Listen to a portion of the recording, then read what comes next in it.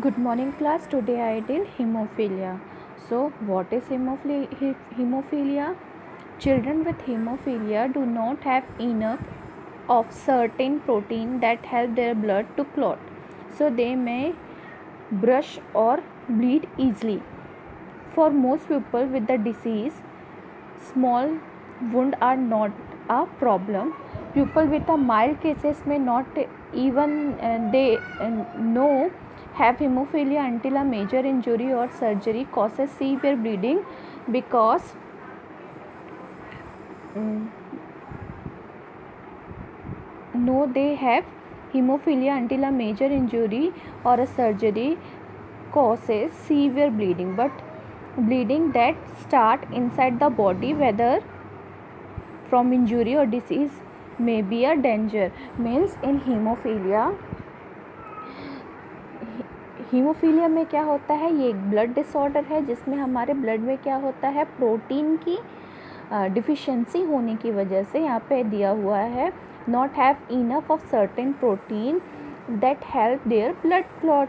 So in this condition, if minor injury is not a big problem, or if the patient having severe injury, so this is a major problem. Or bleeding that start inside the body whether from injury or disease may be a danger. This is a hemophilia introduction. Next definition: hemophilia is a disorder of the blood clotting system. Clotting is the process by which the blood changes from a liquid to a solid state. Means what is hemophilia? In this condition, this is a disorder of blood clotting system. In this process in which the blood not proper change in the liquid to solid state, this is hemophilia. Again I am telling, haemophilia क्या होता है, ये blood clotting system का disorder है. पहले भी हम लोग क्या इंट्रोडक्शन में देख चुके थे कि हमारे बॉडी में या हमारे ब्लड में क्या हो जा रहा है, प्रोटीन की कमी होने की वजह से प्रोटीन की कमी होने से क्या हो जा रहा है, ये प्रॉब्लम अराइज होता है हमारे ब्लड में. और जहाँ पे जो ब्लीडिंग होता है वो लिक्विड से सॉलिड फॉर्म में क्या नहीं हो पाता है, उस ब्लीडिंग एरिया को या इंजर्ड एरिया को वो कवर नहीं कर पाता है, जिसकी वजह से ब्लीडिंग लॉन्ग टाइम तक होती रहती है. इसको अपन बोलते हैं haemophilia. Next causes. A genetic mutation is a permanent alteration in DNA sequence that make up and genes. This means that some of the body's process won't work in the normal way. Means it is a genetic problem. Means it is transfer. If it is transfer parents to their children, so this is inherited disease or disorder.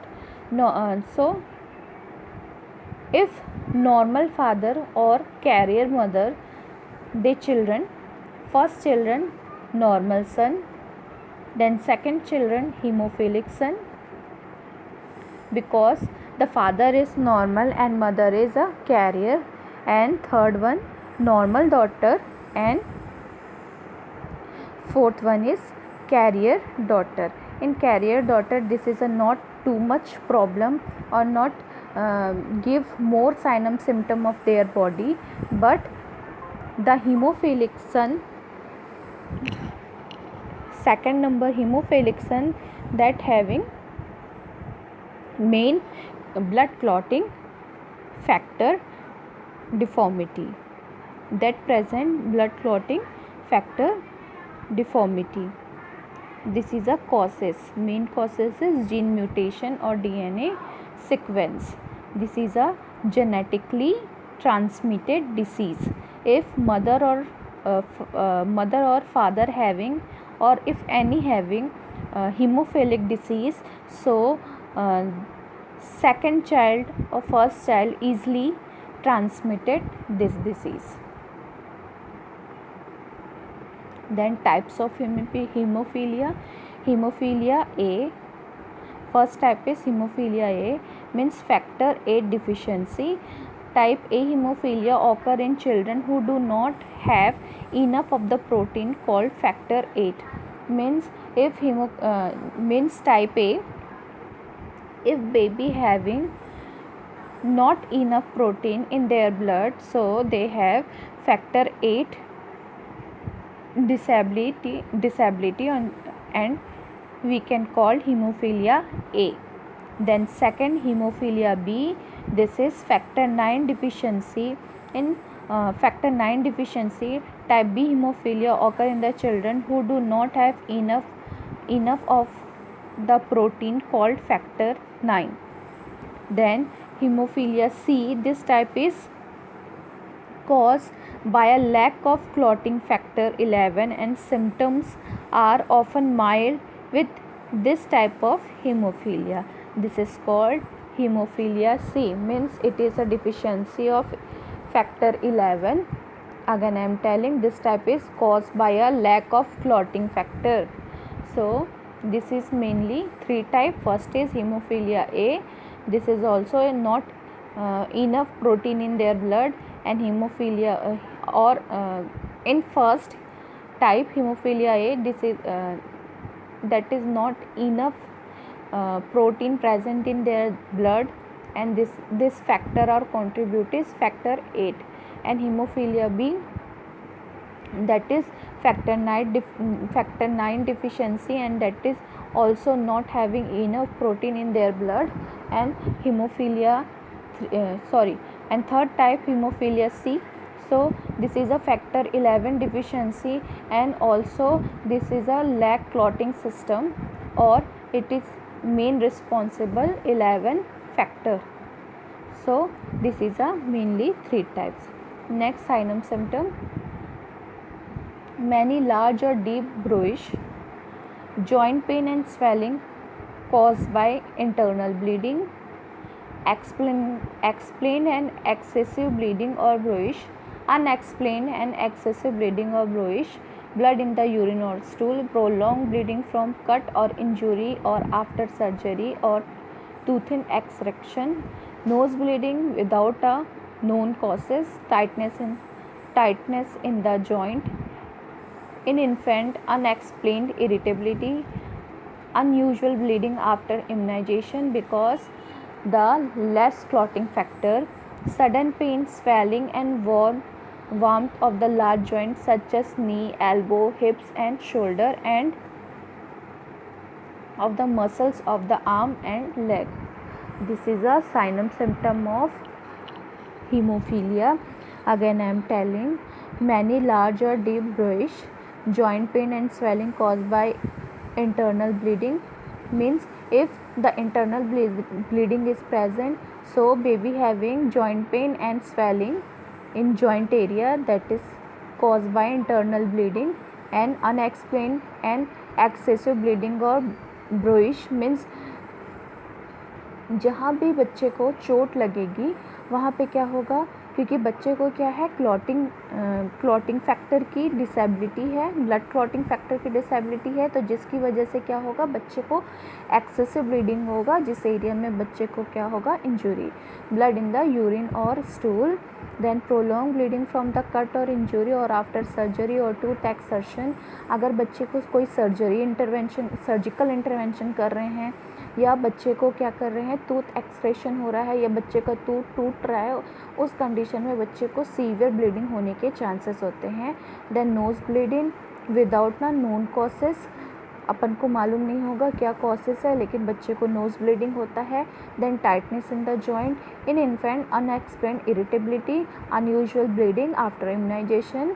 Then because we put their skin injection sharp object, so the clotting factor not work that space, so unusual bleeding after immunization, sudden pain, swelling, warm of the large joint such as knee, elbow, hip and shoulder, and of the muscles of the arm and leg. This is a degree of severity. First is normal, that is present 50 to 150%, that is normal. Then mild 5 to 40%, then moderate 1 to 5%, then severe less than 1%. That is a degree of hemophilia. Degree of severity: normal, it is present in 50 to 150%, mild factor present in 5 to 40%, moderate present 1 to 5%, and severe less than 1%. This is the pathophysiology of hemophilia. You can see first is injury to blood vessels result in bleeding. If any injury in their skin or blood vessels, the bleeding will be started. Second, vessels constrict and clotting factor are activated. And second phase, first phase, first if baby having injury, so the vessels result in bleeding. So blood vessels result in bleeding means अगर बच्चे को उसके blood vessels में या body में injury हुई है तो उसकी वजह से क्या होगा, ब्लड वेसल्स क्या करेंगे, उसका रिजल्ट क्या होगा, इंजरी का ब्लीडिंग. देन सेकंड क्या होगा, क्या लीड करेगा, ब्लीडिंग हो रही है तो क्या होगा, वहाँ पे कॉन्स्ट्रक्शन, वेसल्स कॉन्स्ट्रक्शन का प्रोसेस होगा, जिसकी वजह से वहाँ पे क्या होना चाहिए, क्लॉटिंग फैक्टर को एक्टिवेट होना चाहिए. लेकिन अब इसको अपन डिवाइड करते हैं 2 कैटेगरी में. एक नॉर्मल फैक्टर देखेंगे अपन और दूसरा अपन देखेंगे haemophilia factor.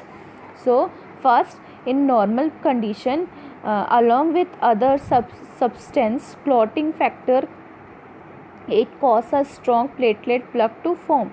Means in a normal factor, the clotting factor, clotting means in this side the strong plug clotting factor are attached to each other, and we can see in next process. Fourth one, in a normal process, a stable fibrin clot form over the platelet plug as a final seal of the injury and the bleeding stop. In second normal fourth one, in normal factor,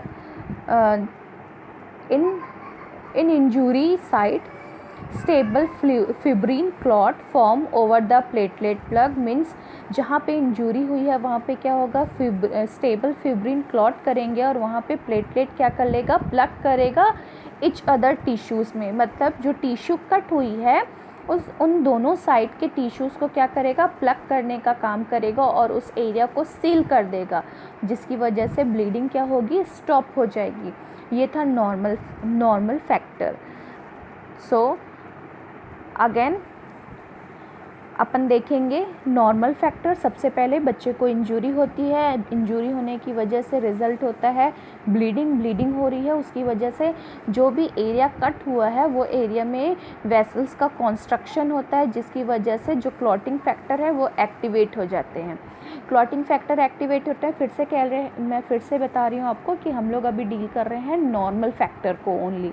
तो उसके बाद क्या होगा, जो सब्सटिक्वेंस factor है वो क्या करेगा, उस एरिया को वहाँ पे प्लेटलेट को रिलीज़ करेगा और उस एरिया को प्लग करने का कोशिश करेगा. देन नेक्स्ट स्टेप में क्या होगा, वहाँ पे फिब्रिन जाके कलेक्ट हो जाएंगे या क्लॉट करेंगे उस एरिया को और प्लग करेंगे. प्लेटलेट क्या करेगा, प्लग करेगा और सील कर देगा वो इंजरीज पार्ट को, जिसकी वजह से ब्लीडिंग क्या हो जाएगी, स्टॉप हो जाएगी. तो ये था normal process. Then we can go haemophilic phases. So अपन देख चुके हैं कैसे इंजरी हो रही है, फिर कॉन्ट्रैक्शन हो रहा है वेसल्स का, कॉन्स्ट्रक्शन हो रहा है वेसल्स का. उसके बाद अपन देखते हैं थर्ड वन.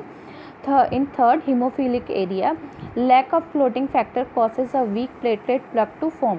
क्योंकि इसमें क्या हो रहा है, लैक है क्लॉटिंग फैक्टर, क्योंकि प्रोटीन की कमी पाई गई है. किस चीज़ में, अगर पेशेंट को हीमोफीलिया है तो उसमें क्या होगा, उसके ब्लड में प्रोटीन की कमी होगी, और प्रोटीन की कमी होगी तो क्या होगा, क्लॉटिंग फैक्टर, क्लॉटिंग का जो टाइम है वो क्या होगा, क्लॉटिंग फैक्टर का टाइम रिड्यूस रहेगा, जिसकी वजह से वहाँ पे क्या होगा, वीक प्लेटलेट फॉर्म होंगे और वो जल्दी प्लग नहीं कर पाएगा, जिस एरिया में कट हुआ है उस एरिया को जल्दी क्या नहीं कर पाएगा, एक दूसरे में प्लग नहीं कर पाएगा। देन फोर्थ वन उसी में ही, incomplete and delayed fibrin clot allow bleeding to continue.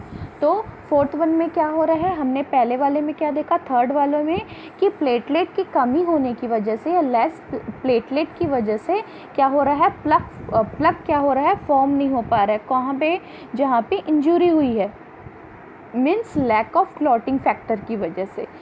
So fourth one में क्या हो रहा है, डिले हो रहा है, किस चीज़ का, फिब्रिन क्लॉट का। फिब्रिन जो होता है वो क्लॉटिंग फैक्टर के लिए रिस्पॉन्सिबल होता है, और वो क्या कर रहा है, अपने प्रोसेस को डिले कर रहा है, जिसकी वजह से अभी भी कंटिन्यू ब्लीडिंग हो ही रही है। ये है normal pathophysiology of haemoglobin. Then next, और क्या क्या साइन एंड सिम्टम्स हो सकते हैं, पेनफुल लास्टिंग हेडेक हो सकता है, क्योंकि अगर सीवियर ब्लीडिंग होती है जिस पेशेंट को तो उसको पेनफुल और लास्टिंग हेडेक होता है। Then repeated vomiting, extreme fatigue, neck pain, double vision, this is a sign and symptom of hemophilia. Next, diagnostic evaluation. In diagnostic evaluation, family history, first we can collect family history, physical examination and family history, then blood sample, complete blood sample, then platelet count, then clotting factor. This is a main diagnostic evaluation of hemophilia. Firstly, we can take family history, physical examination, blood sample collecting, then platelet count, then clotting factor count. This is a diagnostic evaluation of hemophilia. Then management. So management, first is mild hemophilia. In mild hemophilia, a treatment may involve slow injection of the hormone desmopressin, also called DDAVP. Okay, hormone desmopressin, also called DDAVP. So we can give slowly injection in hormone desmopressin into a vein to stimulate a release of more clotting factor to stop bleeding. Occasionally, desmopressin is given as a nasal medication.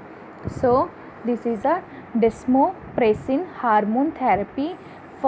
In first mild hemophilia condition, we can give slow injection form hormone desmopressin, and sometime we can give nasal medication desmopressin also, and this is help to stop bleeding, means this is help to main clot to a bleeding area and stop a bleeding. This is mild hemophilia. And next, moderate to severe hemophilia. If moderate to severe hemophilia present, if any baby or any children, the hemophilia A or B bleeding may stop only after a infusion of clotting factor derived from the donating human blood or from genetically engineered product called recombinant clotting factor. Repeated infusion may be needed if internal bleeding is serious.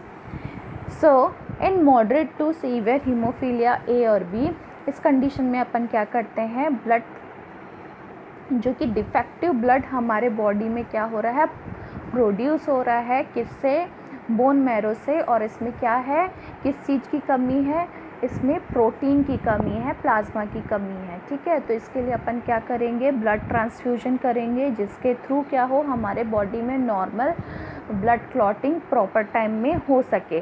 तो अपन इसके लिए क्या करते हैं, repeated blood transfusion करते हैं। इसको अपन बोलते हैं moderate to severe haemophilia A और B. In this condition we can donate blood from the donate human blood or from genetically engineered product called recombinant clotting factor. Repeated infusion may be needed if internal bleeding is in a serious condition. So this is moderate to severe hemophilia. Then last one, hemophilia C, that is severe condition. The clotting factor missing in this type of hemophilia is available only in Europe. In the USA, plasma infusion are needed to stop bleeding episodes. Means in hemophilia C, this is also a clotting factor missing, means complete clotting factor missing in their blood. Means अगर किसी बच्चे को haemophilia सी है तो क्या होगा, उसके body में कंप्लीट क्लॉटिंग फैक्टर मिसिंग होगा.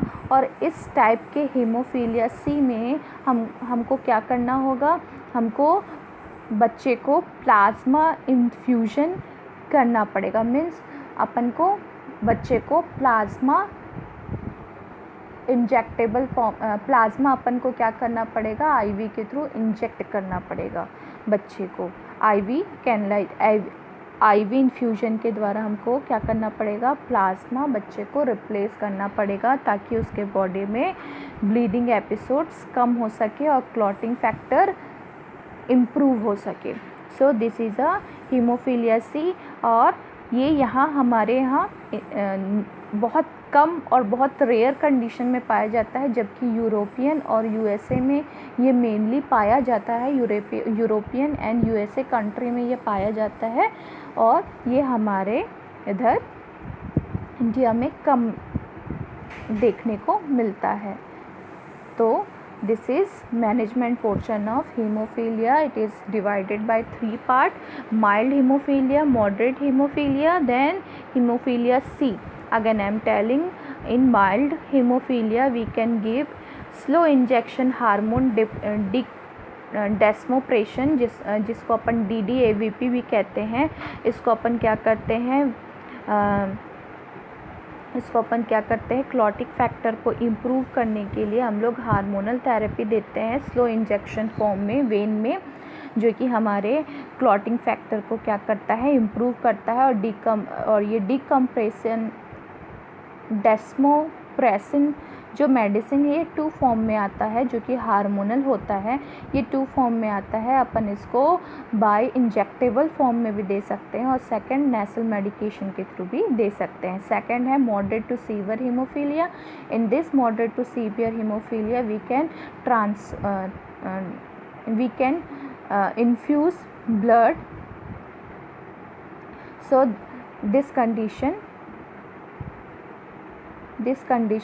in this condition moderate to severe hemophilia अपन क्या करते हैं, ब्लीडिंग फैक्टर को क्लॉटिंग फैक्टर को इम्प्रूव करने के लिए हम लोग क्या करते हैं, रिपीटेड ब्लड इन्फ्यूजन थेरेपी देते हैं. कि हम लोग क्या करते हैं, पेशेंट को नॉर्मल ब्लड देते हैं जिसकी वजह से बच्चे को क्या हो सके, उसका क्लॉटिंग फैक्टर इम्प्रूव हो सके. Then last one is haemophilia C. ये यहाँ पे नहीं, यूरोप और यूएसए में मेनली पाया जाता है. और इसमें क्या होता है, मिसिंग होता है क्या चीज़, क्लॉटिंग. मीन्स हमारे ब्लड में जो कि हमारा ब्लड क्या होता है, 4 कंपोनेंट से बना होता है. क्या क्या होते हैं ब्लड में प्रेजेंट, RBCs, WBCs, प्लेटलेट और प्रोटीन.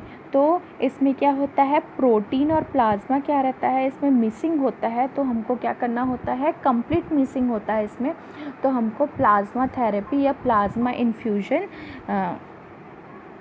बच्चे को देना पड़ता है. तो ये था हीमोफीलिया का ट्रीटमेंट.